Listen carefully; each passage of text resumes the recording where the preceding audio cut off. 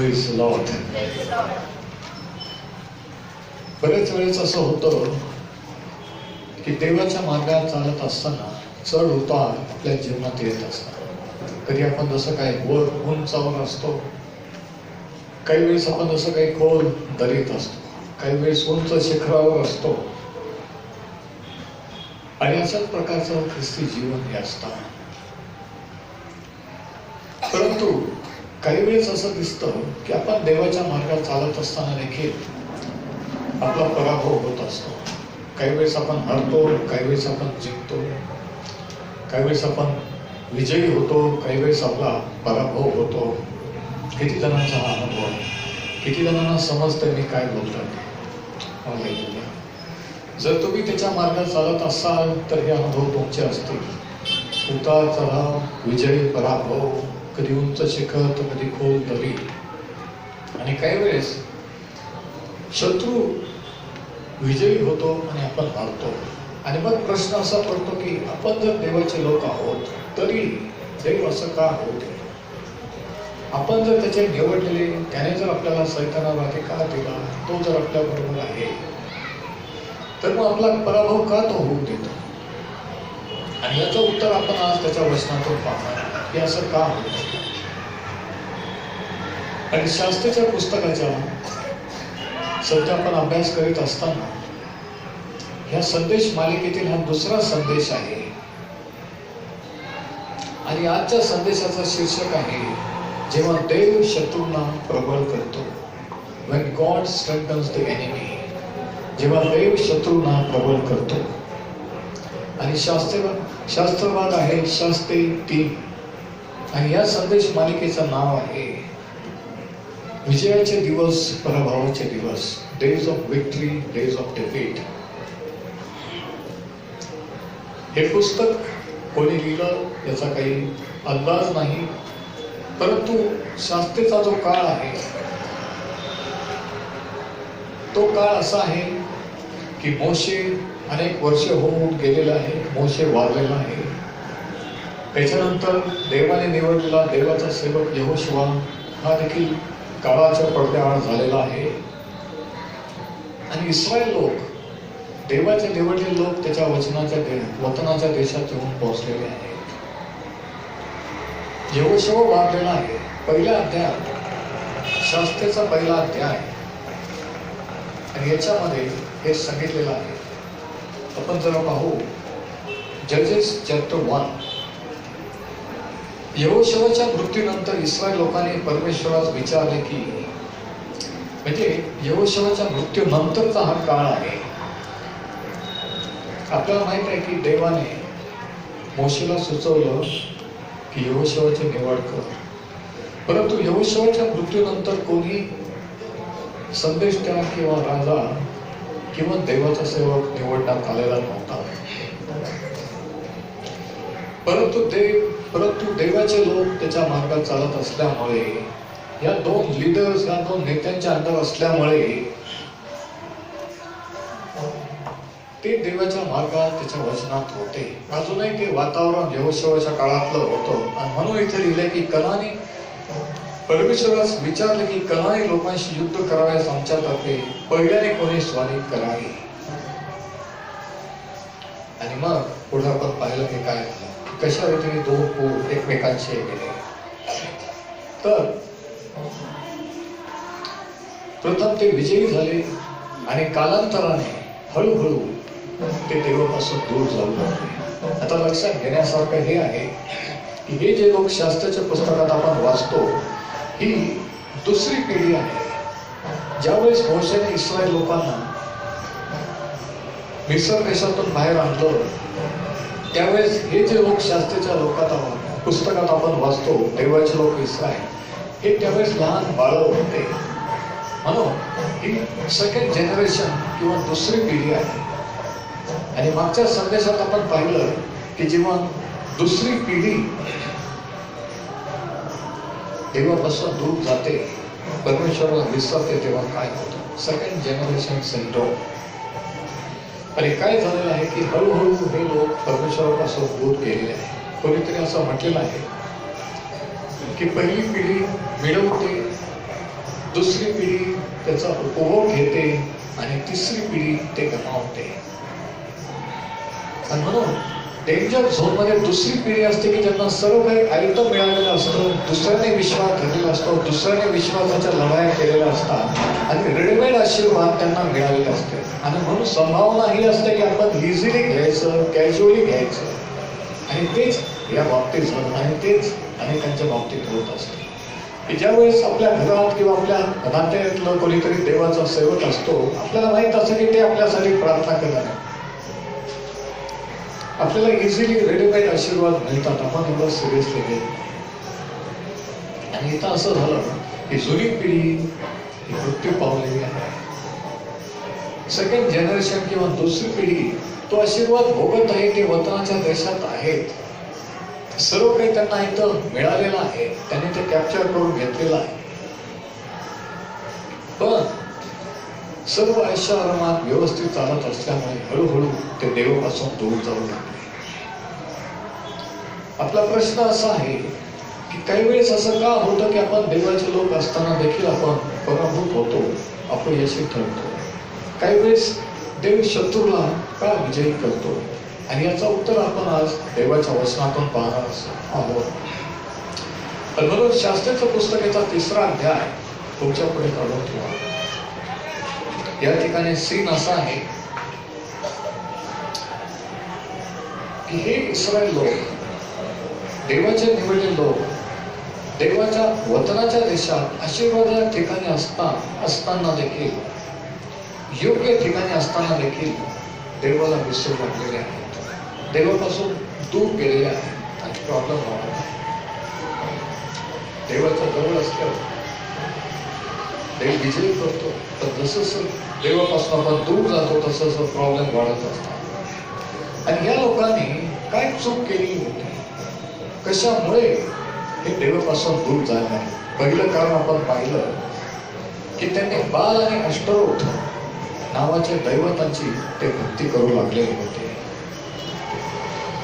आणि याचं कारण असं की ते देव, ते दैवत हे त्यांच्या वैयक्तिक जीवनात कोणतंही प्रतिबंध, कोणतंही रिस्ट्रिक्शन लावणारे नव्हते. त्यांच्या देवाच्या, परमेश्वराच्या आज्ञा होत्या की विचार करू नको, चोरी करू नको, हे करू नको, ते करू नको. पण हे जे विदेशी विदर्भाचे दैवत होते, त्यांना कोणतीही जीवनशैली, कोणतीही लाईफस्टाईल, कोणतंही काम, कोणतीही भ्रष्टता चालत होती. आणि म्हणून असं स्वतंत्र जीवन जगण्याची त्यांना इच्छा झालेली होती. आणि म्हणून देवाचे लोक इस्रायलाची भक्ती करू लागले. त्यांनी देवाची अदलाबदल केली. त्यांनी देव परमेश्वराच्या ऐवजी यांचे देव म्हणून मानले. 3रा अध्यायाचा 5व्या वचनापासून आपण वाचूया. शास्त्रे 3 आणि वचन 5. या प्रकारे इस्रायल लोक कनानी, हित्ती, अमोरी, परिची, हिवी व यबुसी यांच्यामध्ये वस्ती करून राहिले. आता हे सर्व वेगवेगळ्या जातीचे लोक आहेत, त्यांचे वेगवेगळे देव आहे, धर्म आहे, संस्कृती आहेत. आणि त्या ठिकाणी ते ठिकाण देवाने इस्रायल लोकांना दिलेलं आहे. हे देवाच्या लोकांचं ठिकाण आहे, परंतु तिथे दुसरे लोक राहत आहेत. आणि परमेश्वराने सांगितलं की हा देश मी तुम्हाला दिलेला आहे, पण तुम्ही तो काबीज करून घ्या. आणि त्यांनी लढाई करून बराचसा प्रदेश कॅप्चर केला असतो. देव आपल्याला देतो, परंतु विश्वासाची लढाई करून आपल्याला ते कॅप्चर करून घ्यावं लागतं. ख्रिस्तामध्ये सर्व काही दिलेलं आहे, ऑन पेपर आहे, पण प्रत्यक्षात आपल्याला तर ताबा मिळवायचा आहे. एखादा घर जर मी घेतला, एखादा दुकान जर तुम्ही घेतलं, तर अगोदर तो कॉन्ट्रॅक्ट, तो करार पेपरवर केला जातो, नंतर प्रत्यक्षात त्या जागेचा ताबा घेतला जातो. किती जणांना समजतं मी काय बोलतोय ते? तसं ज्यावेळेस देवाच्या वचनात वाचून तुम्ही विश्वास ठेवता की माझ्यासाठी आहे, नंतर प्रत्यक्षात तुम्ही त्याचा ताबा घेऊ शकता. किती जण आमेन म्हणू शकता? किती जणांना कळतंय मी काय बोलतोय ते? अगोदर वचनावर विश्वास, नंतर प्रत्यक्षात ऍक्च्युअली ते आपण हस्तगत करत असतो. ही पद्धत, हे तत्व देवाच्या वचनात पहिल्यापासून आहे. आणि म्हणून ख्रिस्ती जीवन हे युद्ध, लढाई आहे, आपोआप होणार नाही. देवाची इच्छा असले तर असं म्हणून नुसतं पडून राहिलं तर होणार नाही. तर विश्वास ठेवू आणि ते वचन फळ आपण प्राप्त करून घ्यायचं असतं. Praise the Lord. आणि या ठिकाणी काय झालं बघा, हे लोक या लोकांच्या मध्ये वस्ती करून राहिले आणि वचन 6, ते त्यांच्या मुलीची विवाह करू लागले. आता बघा, अगोदर ते येऊन राहिले, नंतर फ्रेंडशिप ओळख झाली आणि नंतर सोयी संबंध जोडले. किती विशेष आहे. अचानक सोयी संबंध, अचानक लग्न संबंध होत नसतं. पण परमेश्वराने सांगितलं होतं की त्यांच्यापासून दूर राहा, त्यांच्यात मिक्स होऊ नका, त्यांच्याशी संबंध ठेवू नका. तरीही देवाच्या लोकांनी देवाच्या आज्ञेची लक्ष्मण रेषा कशी काही ओलांडलेली आहे. ज्यावेळेस ती लक्ष्मण रेषा, ती बाउंड्री लाईन आपण ओलांडतो, देवाचे लोक ओलांडतात, तेव्हा काय होतं बघा. आज कितीतरी ख्रिस्ती लोक, बिलीवर लोक ह्या गोष्टीला बळी पडलेले आहेत. पुढे काय झालं बघा, ते त्यांच्या मुलींशी विवाह करू लागले, आपल्या मुली त्यांच्या मुलांना देऊ लागले आणि त्यांच्या देवांची भक्ती करू लागले. इस्रायल लोकांनी परमेश्वराच्या दृष्टीने वाईट ते केले, आपला देव परमेश्वर गेला ते विसरले आणि बाल व अशेरा या मूर्तींची भक्ती करू लागले. किती भयानक चित्र आहे. आपण कल्पना करू शकत नाही की हीच ती पिढी, हेच ते लोक, अब्रामाचे संतान की ज्यांना देवाने 350 वर्षाच्या गुलामगिरीतून बाहेर आणलं, 10 पिढ्या त्या देशावर पाठवून मुक्त केलं, एवढी कृपा केली, एवढी दया केली. हेच ते लोक की जे देवापासून गेले. असं होतं का? असं झालेलं आहे. तेव्हा झालं, प्रत्येक काळात झालं आणि आजही होत आहे. देवाचे लोक देवाला विसरतात, देवापासून दूर होतात, शत्रूशी नको त्या लोकांचे संबंध जोडतात, विवाह बंधन जोडतात, बिझनेस कॉन्ट्रॅक्ट करतात आणि हळूहळू प्रॉब्लेम वाढायला लागतात. हळूहळू ते शत्रूच्या हाती राहायला लागतात. आणि मग बघा, तर या ठिकाणी आपण पाहतो की काय झालेलं आहे.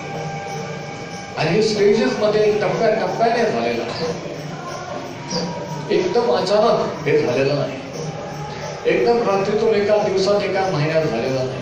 तर हळूहळू बॅकस्लाइडिंग किंवा देवापासून फिरणे हे हळूहळू होत असतो. आणि आधी बायबल स्टडी बंद, मग चर्चला येणं बंद, मग शास्त्र वाचन, प्रार्थना बंद, असं करता करता करता माणूस त्याचे घसरायला सुरू होते. स्लो पॉइझनिंग ते एकदम अचानक कोणी देवापासून फिरत नाही, अचानक कोणी इतर देवांच्या मागे लागून भक्ती करत, हळूहळू टप्प्याटप्प्याने होत असतो. याचा परिणाम भयंकर झालेला आहे. आता या ठिकाणी टप्प्याटप्प्याने तो परिणाम झालेला आहे. It is in stages. पहिली स्टेज, द फर्स्ट स्टेज, पहिला टप्पा काय या ठिकाणी लिहिलेला आहे 7व्या वचनात. इस्रायल लोकांनी परमेश्वराच्या दृष्टीने वाईट ते केले, आपला देव परमेश्वराला ते विसरले आणि बाल व अशेरा मूर्तीची भक्ती करू लागले.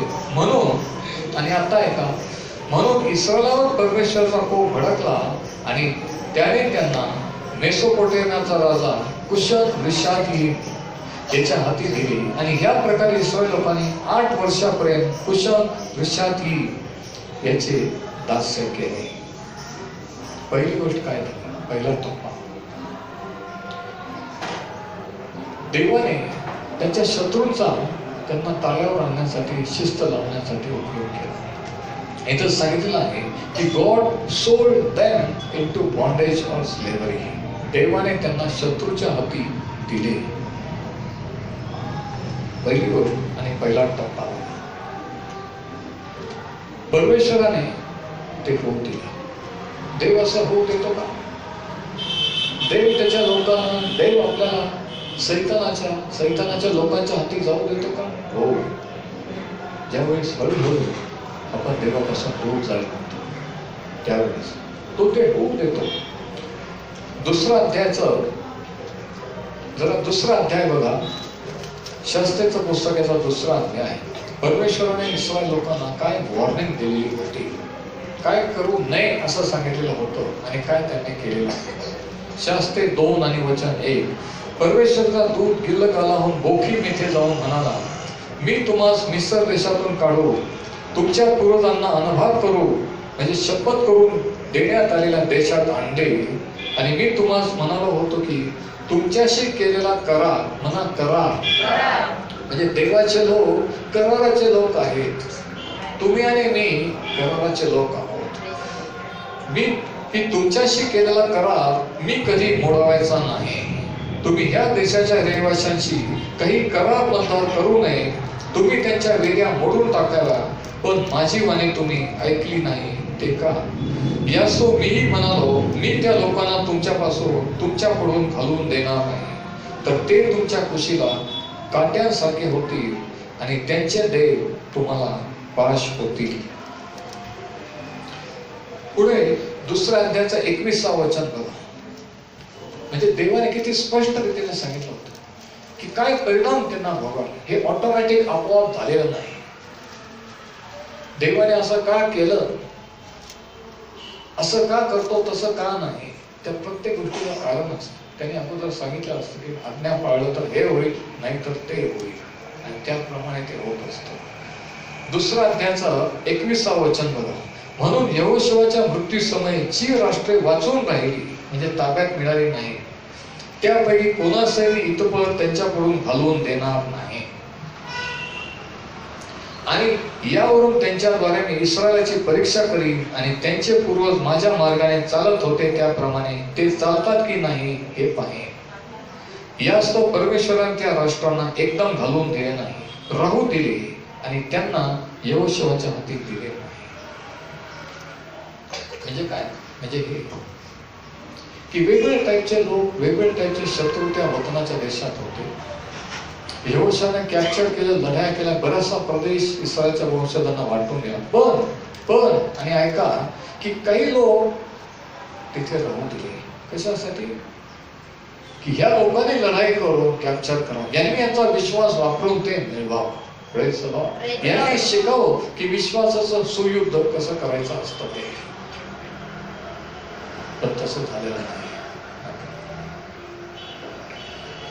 म्हणजे परमेश्वर म्हणतो की जर तुम्ही शत्रूवर विजयी झाला नाही, जर त्यांना घालवून दिला नाही, जर त्यांच्याशी काही सन्मान ठेवलं नाही, तर तुम्ही आशीर्वादित व्हा, विजयी व्हा. तुम्ही त्यांच्याशी कोणताही करार, लग्न संबंध लांबच, पण कोणताही बिझनेस कॉन्ट्रॅक्ट, कोणताही व्यवहार करू नका. त्यांना त्या देशातून घालून द्या. तो देश, तो भाग, तो प्रदेश तुमचा आहे, तुमच्यासाठी आहे. पण त्यांनी तसं केलेलं नाही. आणि जर तसं केलं नाही तर देवाने सांगितलं की हे तुमच्या कुशीला हे काट्यासारखे होतील.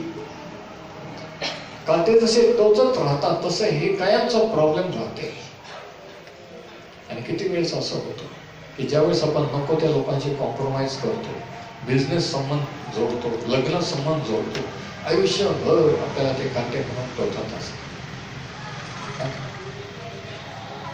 आपण चुका कबूल करतो का? आमची चूक झाली, पण झाली ती झाली, ते परत बदलू शकत नाही. आणि या ठिकाणी तेच झाले. देवाने सांगितलं की ते तुम्हाला काट्याप्रमाणे होतील. रॉंग लोकांशी संबंध, चुकीच्या लोकांचे संबंध हे आयुष्यभर काट्याप्रमाणे टोचत असतात. पौलाच्या देखील जीवनामध्ये एक काटा होता. आणि काही वेळेस देव या काट्यांचा उपयोग, काटे राहू देतो, लीन नम्र करण्यासाठी. पण काही वेळेस हे काटे आपल्या आज्ञापालन न केल्यामुळे उद्भवलेले असतात.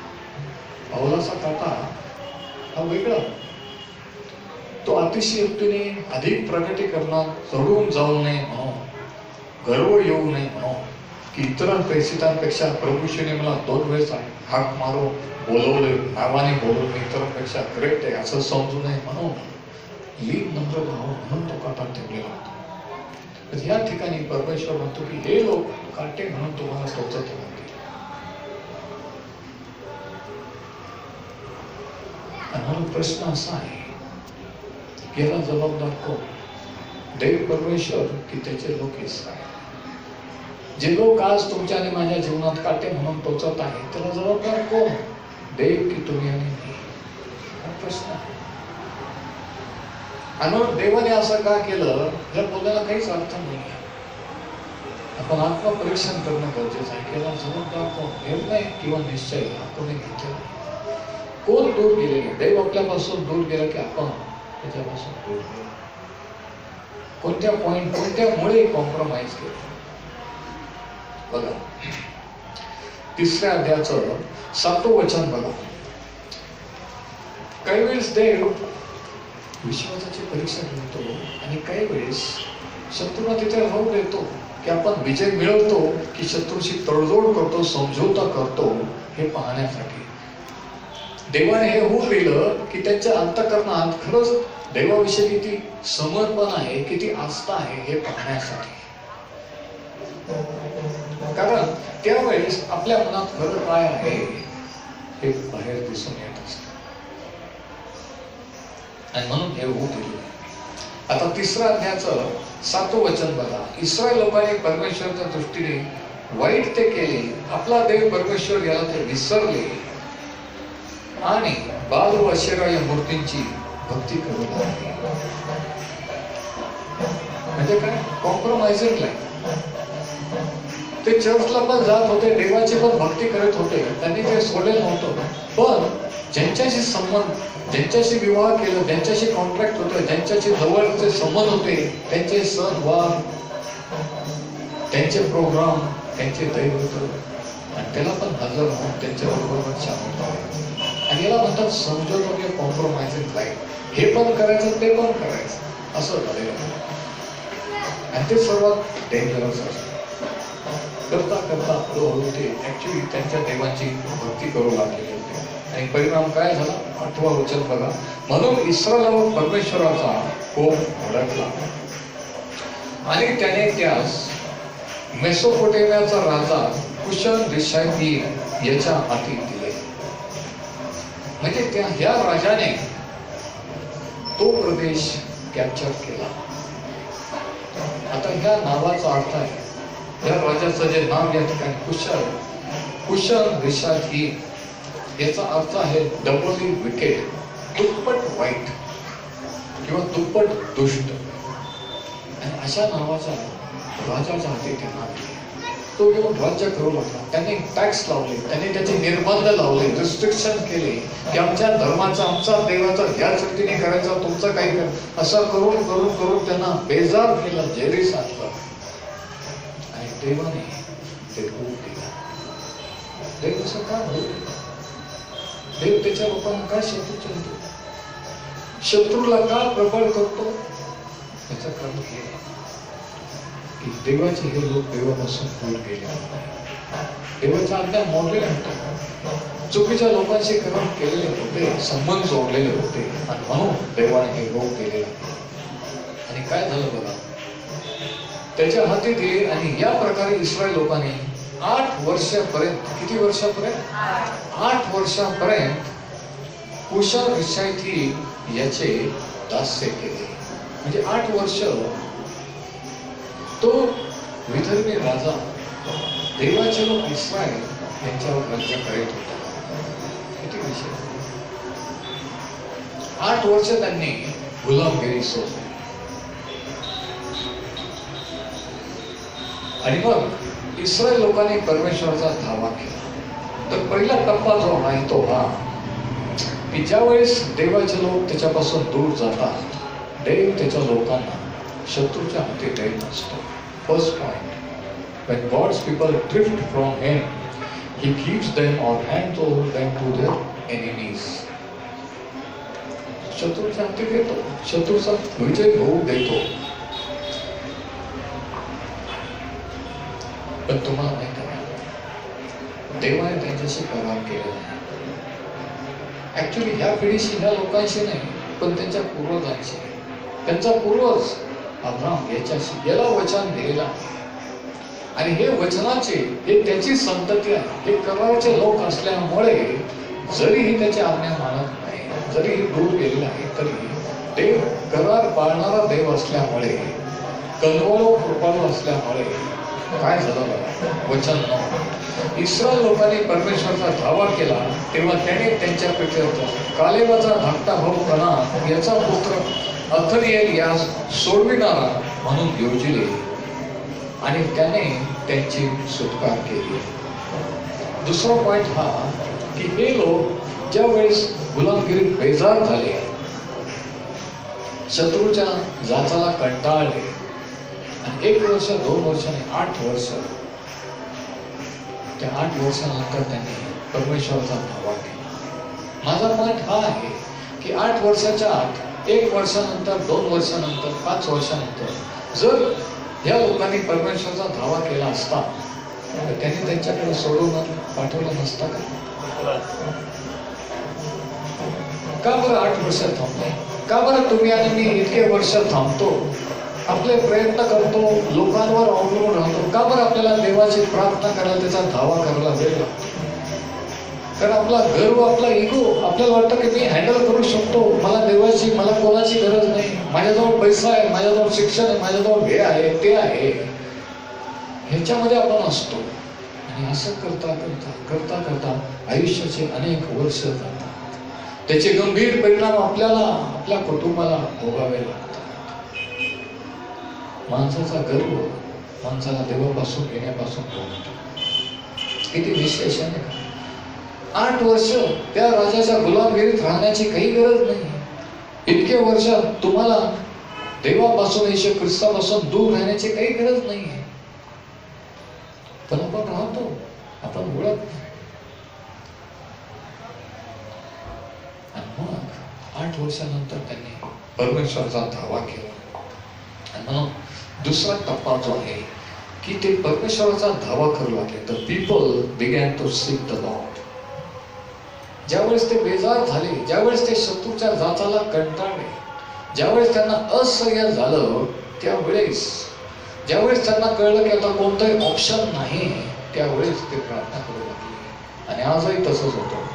जेव्हा लोकांना कळतं की आता सगळं झालं, सगळे पैसे संपले, डॉक्टरने सांगितलं आता घेऊन जा, काही उपयोग नाही, सगळे मार्ग ठप्प झाले, मग कोणतंही ऑप्शन राहिलेलं नसताना मग लोक म्हणतात बरं आता आमच्यासाठी प्रार्थना. जे त्या काळात झालं, जे प्रत्येक काळात होतं, आजही होतं. हे असं नाही की इतिहासाचं पुस्तक ते तेव्हा नाही. देवाचं वचन प्रत्येक काळात लागू आहे. शास्त्रीच्या पुस्तकातून जर आपण काही शिकू शकतो तर ते हे की विजयाच्या पराभवाचा दिवस हे काय होतं. काही वेळेस विजय, काही वेळेस पराभव असं का होऊ शकतो, का होतो? देव शत्रूच्या हाती का जाऊ देतो आणि गेल्यानंतर आपल्याला कसं बाहेर काढतो? हे केवळ आपण कोण आहोत म्हणून नाही, तर तो कोण आहे म्हणून. आपण त्याच्यासाठी काय केलं, चांगले लोक आहोत म्हणून नाही, तर तो आपला निर्माण करता कनवाळू कृपाळू देव आहे म्हणून.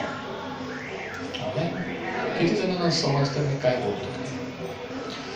तर दुसरी गोष्ट आपण पाहतो की ते ज्यावेळेस त्यांच्या पुढे काही पर्याय उरला नाही, ज्यावेळेस ते व्याकुळ झाले, त्यावेळेस त्यांनी परमेश्वराचा धावा केला. आणि मग परमेश्वराने त्यांचा धावा ऐकला, त्यांची प्रार्थना ऐकली आणि त्यांच्यासाठी सोडविणारा पाठवला. ऍक्च्युली शास्त्रे या शब्दाचा अर्थ किंवा इंग्लिशमध्ये जजेस, न्यायाधीश, हे ऍक्च्युली कोर्टात बसलेले न्यायाधीश नाहीये, तर हे सोडवणारे, डिलिव्हरर्स, मुक्त करणारे आहेत. हे मिलिटरी लीडर्स आहेत, हे आत्मिक नेते आहेत. पण हे युद्ध करून जिंकणारे मिलिटरीचे नेते सुद्धा. आणि हे लोक जेव्हा प्रार्थना करू लागले त्यावेळेस देवाने ती प्रार्थना ऐकली.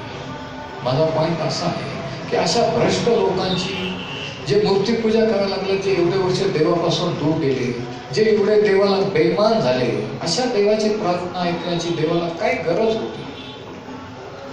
काय गरज होती काय? आपण इतकं देवापासून दूर बेफाम जीवन लोक जगतात. आणि ज्यावेळेस कोणीतरी प्रार्थना करतात, दुसऱ्यांच्या प्रार्थनेने किंवा त्यांच्या विश्वासाने, प्रार्थनेने देव कार्य करतो. का करतो? काय फायदा आहे का देवाला? का बरं मरू देत नाही? का करतो? हेच महत्वाचं. हेच या पुस्तकातून शिकायला मिळते की देवाचे लोक जेव्हा बेफाम होतात तरी देव दया का करतो? कारण तो दयाळू आहे, कारण तो करार मोडणारा देव नाही म्हणून. Praise the Lord. पण केव्हा सोडवणारा पाठवला? ज्यावेळेस त्यांनी धावा केला. म्हणजे जर 8 वर्षाच्या अगोदर जर धावा केला असता तरी सोडवणारा पाठवला असता. तुम्ही आणि मी एवढे वर्ष आयुष्याची घालवण्याची गरज नाही. हाताबाहेर परिस्थिती गेल्यावर देवाची प्रार्थना करायची गरज नाही. योग्य वेळी जर आपण धावा केला तर तो आपल्याला सोडू शकतो.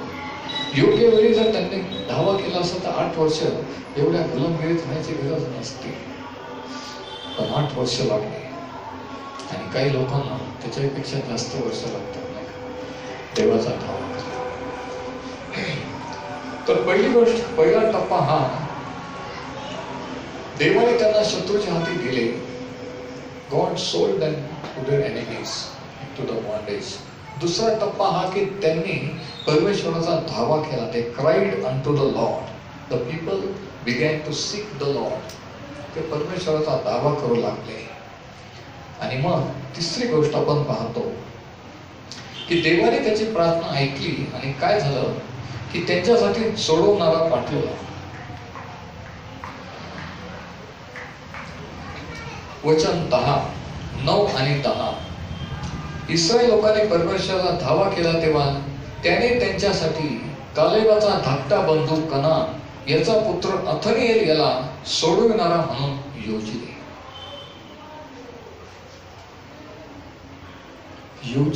तयार केले, घडवलं. पण कसं घडवलं?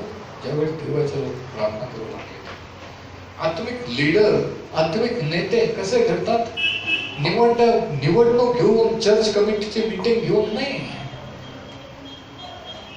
मतदान करून नाही. तेव्हा देवाचे लोक शत्रूच्या जाचाला बेजार होतात, व्याकुळ होतात. कोणताही पर्याय आपल्या पुढे, कोणताही ऑप्शन नाही याची जाणीव होते आणि परमेश्वराचा धावा करायला लागतात. त्यावेळेस देव आत्मिक नेते उभारत असतात. त्यावेळेस देव सोडवणारे आपल्या जीवनात, तुमच्या आणि माझ्या जीवनात पाठवत असतो. तो पर्याय नाही. आणि कितीतरी वेळेस मी हे अनुभवले.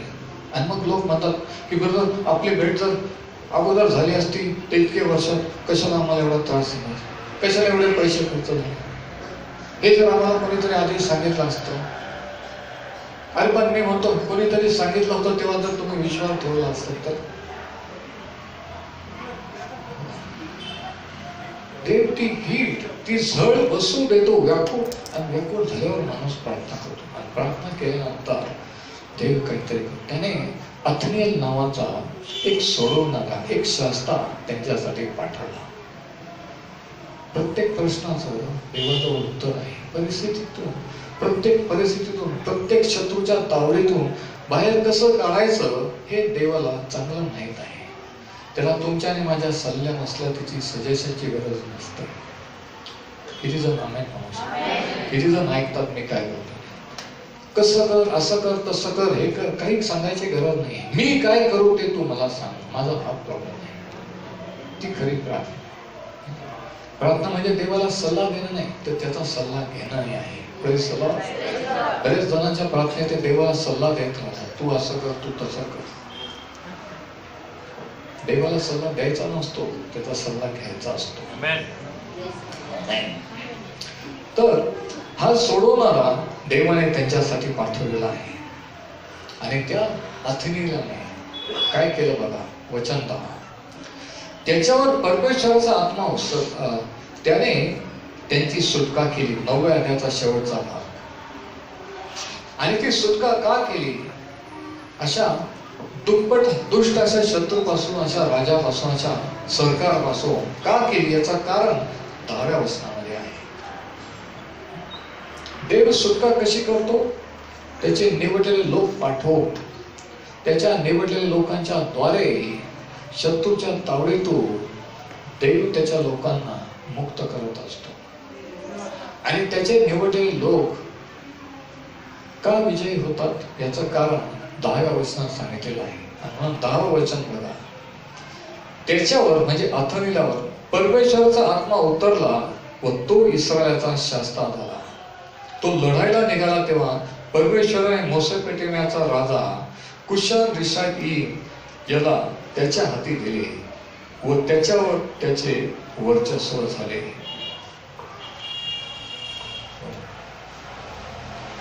एका माणसाने अथरेल नावाच्या एका शास्त्राने, एका पुढाऱ्याने या शत्रूवर विजय मिळवला. याचं कारण काय? प्रार्थनेने देवाने त्याची निवड केलेली होती. दुसरी गोष्ट, देवाचा आत्मा त्याच्यावर उतरलेला होता. ख्रिस्ती जीवन हे युद्ध आहे. दररोज आपण लढत आहोत. दैनंदिन जीवनातले प्रॉब्लेम हे आपलं युद्ध आहे. आपल्याला काय बॉर्डरवर जाऊन लढायचं नाही. आपण ऑलरेडी युद्धात आहोत. तुम्ही ज्या प्रॉब्लेम मध्ये आहात ते तुमचं युद्ध आहे. पण ते युद्ध तुम्ही आणि मी कसं जिंकू शकतो? एकटा नाही. जेव्हा आपण त्याचा धावा करू, जेव्हा देव त्याचे निवडलेले लोक आपल्या जीवनात पाठवतो, आपल्या संपर्कात आणतो, त्यांच्या साह्याने, देवाच्या आत्म्याने. या ठिकाणी सांगितलं की परमेश्वराचा आत्मा त्याच्यावर आला. देवाच्या आत्म्याने अथेनेला सामर्थ्ययुक्त केलं आणि त्याने जाऊन त्या राजाशी लढाई केली आणि त्याच्यावर वर्चस्व केला. त्याच्या शक्तीने नाही, देवाच्या शक्तीने. आणि हे तत्व हे शास्त्रातलं महत्वाचं तत्व आहे. आणि म्हणून तिसरा पॉइंट हा, तिसरा टप्पा हा की देवाने त्यांना आत्म्याने भरलेले सोडवणारे पाठवले. God gave them spirit-filled leadership. आणि आज अशा आत्म्याने भरलेल्या नेतृत्वाची किती गरज आहे. नेते पुष्कळ आहेत. पुढारपण प्रत्येकाला वाटतं की मी कोणीतरी आहे, मला लोकांनी मानावं. पण खरंच काही होत आहे का? खरंच शत्रूवर वर्चस्व मिळत आहे का? खरंच लोक मुक्त होत आहेत का? तर त्या नेतृत्वाला अर्थ आहे. आत्म्याने भरलेल्या नेत्यांची गरज आहे. आणि पुढे जर आपण वाचलो या स्टोरीमध्ये, या अध्यायामध्ये, की परत देवाचे लोक काही काळानंतर देवापासून दूर गेले, परत शत्रूच्या तावडीत गेले आणि देवाने दुसरा सोडवणारा पाठवला. त्याचं नाव होतं यहूद. त्याची स्टोरी तुम्ही वाचू शकता. परत काही वर्ष गेल्यानंतर, परत चांगलं चालल्यानंतर परत ते देवापासून दूर गेले, शत्रूच्या तावडीत गेले आणि परमेश्वराची धावा केला. परत देवाने एक सोडवणारा पाठवलं. त्याचं नाव होतं शामगार. वेळोवेळी हे रिपीट केलेलं आहे शास्त्राच्या पुस्तकात. देवापासून दूर गेले, शत्रूच्या हाती गेले, बेजार झाले, व्याकुळ गेले, देवाचा धावा करू लागले. देवाने सोडवणारा पाठवलं, त्यांना बाहेर काढलं. परत चांगलं चाललं, परत देवापासून दूर गेले. हे सायकल, हे चक्र शास्त्राच्या पुस्तकात रिपीट झालेलं तुम्ही पहा. आणि याचा महत्व हे की तेच चक्र आज आपल्या जीवनात रिपीट होत असतं. जेव्हा चांगलं चाललेलं असतं, आपल्याला चर्चला टाइम नसतो, बायबल स्टडीला, प्रेयरला टाइम नसतो. पण कोणीतरी सिरियस होतो, आयसीयूत ऍडमिट होतो, काहीतरी ट्रॅजेडी होते, त्यामुळे सगळं काम सोडून आपण प्रेयर करायला लागतो, परमेश्वराचा खऱ्या मनाने दावा करायला लागतो. पण त्या ज्या घटना घडतात, त्या ज्या ट्रॅजेडीज घडतात, देव त्या का घडू देतो याचं कारण हे की आपण देवापासून दूर गेले. म्हणून काय की जर आपण त्याच्या मार्गात स्थिर राहिलो तर बऱ्याचशा गोष्टी, बऱ्याचशा ट्रॅजेडीज आपल्या जीवनातल्या आपण टाळू शकतो. बऱ्याचशा गोष्टी ज्या घडतात, जे दुःख, जे प्रसंग येतात, ते येण्याची काही गरज नाही, त्याच्यातून जाण्याची गरज नाही. आपण ते हातात मिळवू. आणि देव दयाळू आहे म्हणून जेव्हा आपण प्रार्थना करतो तो मुक्त करतो. मुक्त करण्यापेक्षा मुक्त राहावं ही देवाची इच्छा आहे. मी नेहमी सांगत असतो, आशीर्वादाची व्याख्या ही आहे की खड्ड्यात पडल्यावर बाहेर काढणं हा आशीर्वाद, पण आशीर्वाद म्हणजे खड्ड्यातच पडू नये. चमत्कार आशीर्वाद मध्ये फरक हा आहे की चमत्कार म्हणजे मी खड्ड्यात पडलो, देवाने मला बाहेर काढलं. पण आशीर्वाद म्हणजे मी खड्ड्यातच पडलो नाही. काही गरज नाही, काहीच गरज नाही. जर आपल्याला शास्त्रीकडून काही शिकायचं असेल तर ते हे की काही गरज नाही एवढे वर्ष शत्रूच्या तावडीत राहण्याची, एवढे वर्ष मन कठोर करू आणि स्वतःला काहीतरी समजून आपल्या गर्वात आणि देवाची कोणाची देण्याचं समजून जगण्याची काही गरज नाही. आपण टाळून स्थिर राहू, देवाच्या आशीर्वादात चालू शकतो. आपण एक साक्ष होऊन आपल्या जीवनात त्याचा गौरव करू शकतो. शत्रू विजयी होऊन देवाचा गौरव होतो. पराभूत जीवनाने देवाचा गौरव होत नसतो. Praise the Lord. विजयी जीवन जगल्याने त्याचा गौरव होतो. तर तिसरी गोष्ट आपण पाहतो की देवाने त्यांना आत्म्याने भरलेले नेतृत्व दिलं, आत्म्याने भरलेले लोक दिले. आता तिसऱ्या अध्यायाचा, आता बघा त्या एका राजाच्या तावडीत किंवा आधी ते 8 वर्ष राहिले. पण तिसऱ्या अध्यायाच्या 14 वचनात काय लिहिलेलं आहे बघा. चॅप्टर 3 वर्स 14. यास्तव इस्रायल लोकांनी मोवाबाचा राजा एग्लोन याचे 18 वर्ष दास्य केले. किती वर्ष?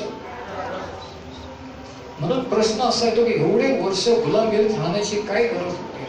जर त्यांना माहित होतं की ते कोण आहे, जर त्यांना माहित होतं की त्यांचा दैव कोण आहे, जर त्यांना माहित होतं की त्यांचे पूर्वज कोण आहे, एवढे वर्ष गुलामगिरीत राहण्याची काय गरज होती? जर तुम्हाला मला माहिती आहे की देव कोण आहे, येशू ख्रिस्त कोण आणि त्याने काय केलं, तर एवढ्या वर्ष गुलामगिरी, एवढ्या वर्ष शत्रूच्या अंदर राहून प्रॉब्लेम मध्ये जातात राहण्याची काय गरज आहे? का आपण त्याला शरण आहे, का कबूल करत नाही की हे असं आहे, प्रभू माझे क्षमा कर, मी लोकांपासून लपवत आलो, पण तुला खरं खरं माहित आहे की मी कशी आहे, कसं आहे, मी जसं आहे तसं तुला का असं म्हणत नाही?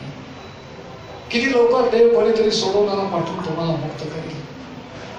नाही. एका वेळेस 8 वर्ष लागले, दुसऱ्या वेळेस 18 वर्ष लागले. किती विशेष आहे. शास्त्राचं पुस्तक या काळात किती लागू आहे. तर 3 टप्प्यामध्ये आपण पाहतो काय काय घटना घडल्या. 3 स्टेजेस ऑफ इस्रायल.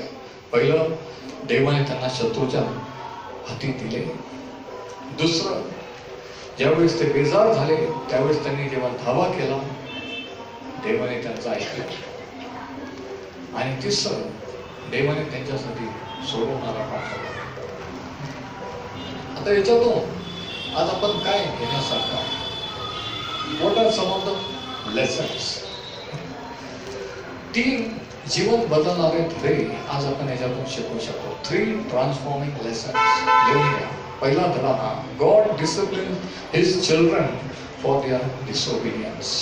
देव त्याच्या लेकरांना आज्ञा मोडल्यामुळे शिक्षा देत असतो. मला माहिती आहे की आजकाल शाळांमध्ये आणि काही आई वडील मुलांना शिक्षा देत नाही, रागवत नाहीत. आणि याचे गंभीर परिणाम आज समाजात दिसून आले की त्यांच्या आईबापाने त्यांना रागवलं नाही, आणि हे जे तुम्ही जर रागवत नाही त्या दिवशी तुम्हाला त्याचे गंभीर परिणाम भोगावे लागतात. म्हणून जर चुकलं तर त्याच वेळेस त्याला सांगायला पाहिजे की असं नाही, जाऊ द्या जाऊ द्या जाऊ द्या जाऊ द्या असं म्हणता म्हणता ते मोठं होतं. आणि मग ते तुम्हाला शिकवायला लागतं. आणि मग कोणीतरी येऊन म्हणतं की काय करणार, ते आमचं ऐकतच नाहीत. किती लाजाची गोष्ट. असं का होतं? मुलास अनुरूप असे शिक्षण त्याला दे, म्हणजे वृद्धापकाळी तो त्यापासून परावृत्त होणार नाही. लहानपणी जर योग्य वळण लावलं, योग्य वेळी जर वळण लावलं, तर ही पश्चातापाची वेळ पुढे येणार. जाऊ द्या म्हणणे म्हणजे काय?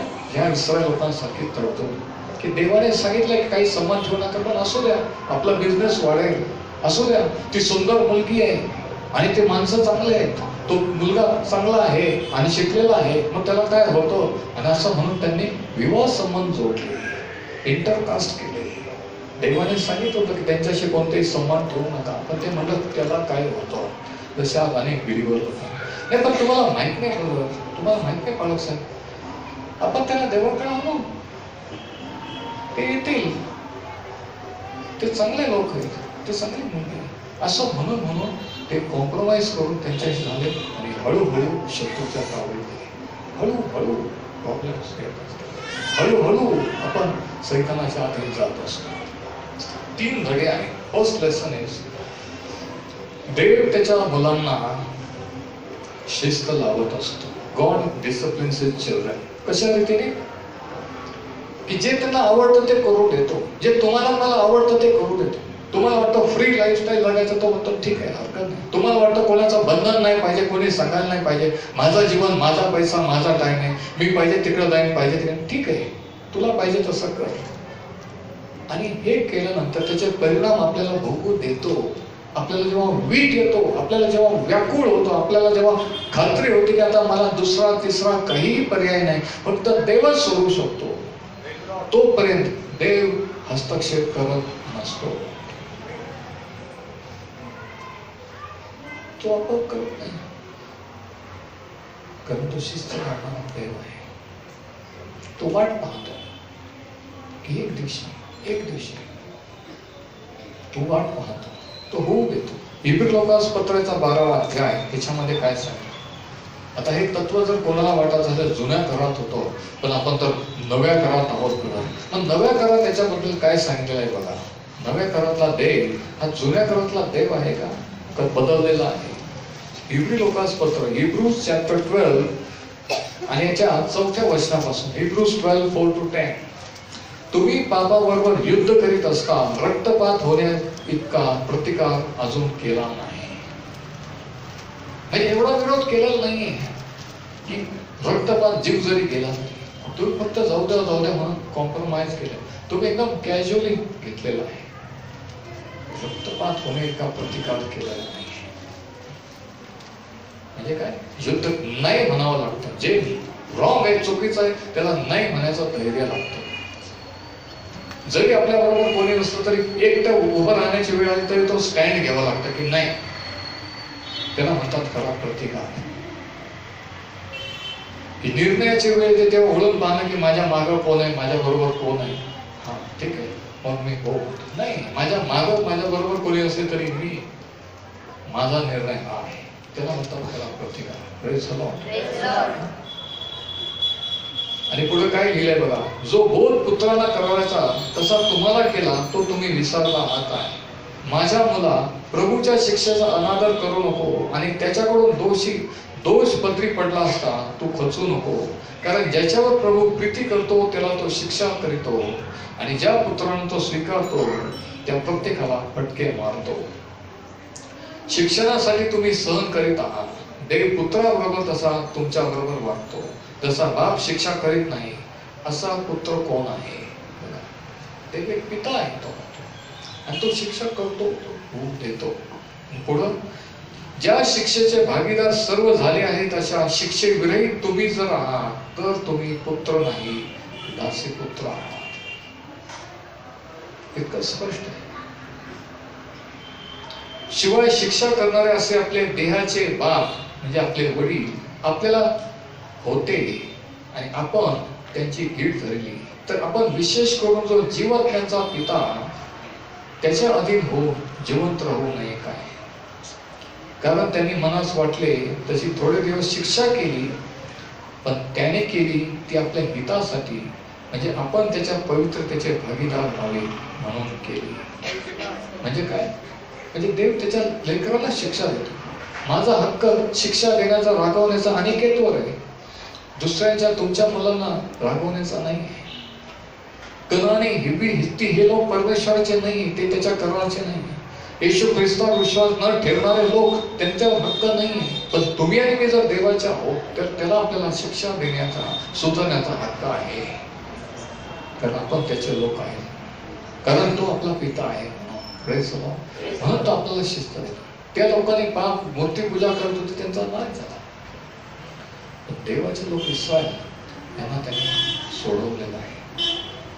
प्रॉब्लेम त्यांना येत होते, यांना आले, पण हे कराराचे होते ते नव्हते, यांना देवाने सोडवलं, ते नाश पावले.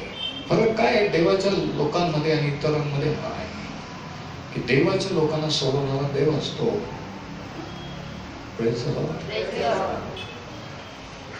कारण त्यांनी त्याच्याशी करार केलेला असतो. That is the difference. आणि म्हणून प्रश्न असा आहे की आज तुमच्या आत्मिक जीवनामध्ये, आत्मिक प्रवासामध्ये तुम्ही कुठं आहात? किती वर्ष झाले गुलामगिरीचा? शत्रू प्रबळ होत आहे, प्रॉब्लेम सुटत नाहीत, हा पराभव होत आहे, तर अजून किती दिवस त्याच्यात राहायचं आहे? किंवा आपण त्याचा दावा करणार? किती दिवस वाट पाहणार? दुसरा धडा हा की सुटका ही नेहमी परमेश्वराकडूनच होत असते. The second lesson is deliverance is always from the Lord. सुटका लोकांकडून नाही, सुटका आपण स्वतःच्या बुद्धीने ज्ञानाने नाही करू शकत. जेव्हा आपण हार मानतो की मी हरलो, प्रभू तू मला सोडव, तेव्हा तो सोडवला. पण आपण हार लवकर मानतच नाही. आपला प्रॉब्लेम काय? आपल्याला वाटतं की होईल, आणि मग कोणीतरी येतं एवढ्या सिरियस, आणि मग तुम्ही आम्ही का नाही मला सांगितलं? ते म्हणतो हा ना, आम्हाला सुचलंच नाही. का बरं सुचलं नाही? बाकीच्या गोष्टी का बरं सुचल्या? कारण देव त्याचं वचन आणि देवाचे लोक हे ध्याने म्हणे डोक्यात नव्हतेच.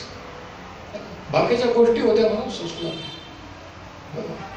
म्हणून इतकं महत्वाचं आहे, जर शत्रूपासून विजयी व्हायचं, दैनंदिन समस्यावर विजय व्हायचा असेल तर दुसरा धडा हा की deliverance always coming from the Lord. सुटका ही नेहमी परमेश्वराकडूनच होत असते.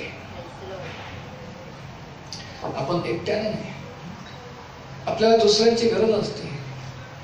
दुसऱ्यांच्या प्रार्थनेची, दुसऱ्यांच्या फेलोशिपची, सहभागितेची गरज असते. आपल्या एकट्याला चालण्याची गरज नाही.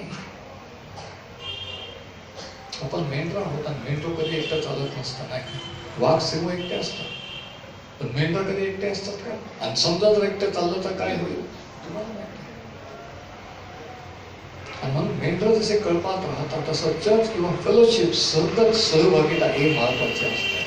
आणि सैतान नेहमी हे पाहतो की आपण कळपापासून दूर कसं जाऊ शकतो, आपण देवाच्या एकमेकाच्या संगतीतून लांब कसं राहू, हे सैतान पाहत असतो आणि आपल्याला लांब ठेवत असतो.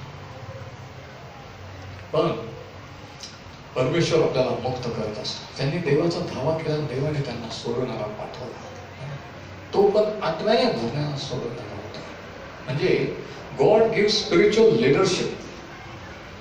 ज्यावेळी देवाचे लोक प्रार्थना करतात, त्यावेळी देव असे आत्मिक नेते, आत्म्याने भरलेले नेते पाठवत असतो. Praise the Lord. शास्त्राच्या पुस्तकातला मेन प्रॉब्लेम हे जे वातावरण, आणि हा काळ शास्त्राच्या पुस्तकांचा जवळजवळ 3.5 वर्षाचा काळ आहे. म्हणजे शास्त्राचं पुस्तक पहिल्या अध्यायापासून शेवटच्या अध्यायापर्यंतचा हा 3.5 वर्षात घडलेल्या घटना आहे. Praise the Lord. 3.5 years. Praise the Lord. आणि तिसरा आणि शेवटचा धडा हा की God is always near to deliver us. परमेश्वर नेहमी सोडवण्यासाठी आपल्या जवळ असतो. पण आपल्याला वाटतं की खरंच तो सोडेल, पण आपल्याला थोडीच वाटतं की मला नाही वाटत काहीतरी होईल. आपल्यालाच वाटतं की मी हँडल करू शकतो, मला देवाची कोणाच्या प्रार्थनेची गरज नाही. पण तो नेहमी जवळ असतो, तो सोडवायला, सुटका करायला तयार असतो. तो लांब जात नाही, आपणच त्याच्यापासून लांब जात असतो, आपणच त्याच्यापासून दूर जात असतो. God is always near to deliver us. परमेश्वर नेहमी आपल्या जवळ असतो. इस्रायलला त्याचा धावा करण्यासाठी 18 वर्ष लागली, एका वेळेस 8 वर्ष लागले. कारण की त्यांचं पाप ते सोडायला तयार नव्हते. त्यांचा अंतःकरण त्यांनी कठीण केलं होतं. पण ज्यावेळेस ते शरण आले, ज्यावेळेस त्यांनी धावा केला, देवाने त्यांचा धावा ऐकला. ज्यावेळेस तुम्ही आम्ही खऱ्या मनाने शरण येतो, त्याचा धावा करतो, तो सोडवणारा पाठवतो. आणि आपण वाचलं त्या वचनामध्ये की त्याने अथनियल पाठवला, शमगार पाठवला, येहूद वगैरे आणि काही स्त्रिया सुद्धा आपण येणाऱ्या संदेशामध्ये पाहू की वेळोवेळी. आणि त्या शेवटी आपण वाचतो की ते मरण पावले. ते म्हणजे कोण? सोडवणारे. त्यांनी त्यांचं कार्य केलं. त्या काळामध्ये, त्या पिरियडमध्ये लोकांना त्या शत्रूच्या तावडीतून मुक्त केलं. त्यांचा काळ संपला, ते मरण पावले. तुम्हाला माहिती आहे, आज आपल्याला सोडवणारा कोण? आज आपला सोडवणारा प्रभू येशू ख्रिस्त आहे, जो युगाने जिवंत आहे. तो कधी मरत नाही. जेव्हा त्यांचे शास्त्रे मरण पावले, देवाचे लोक परत फिरले. परत देवापासून दूर जाऊन मूर्ती पूजा आणि इंटरकास्ट करू लागले. जेव्हा नेतृत्व नसतं त्यावेळेस हे घडत असतं. म्हणून नेतृत्वाची गरज आहे. म्हणून आजच्या संदेशाचा शीर्षक आहे वॉन्टेड लीडर्स. पाहिजेत नेते. लीडर्सची गरज आहे. आज कशाची गरज असेल तर सोडवणाऱ्याची गरज आहे. आज आपला सोडवणारा प्रभू येशू ख्रिस्त तो सोडवू शकतो, पण आपण त्याचा धावा केला नाही. आपण जर त्याचा धावा केला तर तो आपला शत्रू विजय करणारा देव आहे. तो आपल्याला मुक्त करणारा देव आहे. तो आपल्याला विजय करणारा देव आहे. आज कोण त्याचा धावा करणार? कोण म्हणणार की प्रभू तू मला मुक्त करी? परमेश्वर देवाचा सेवक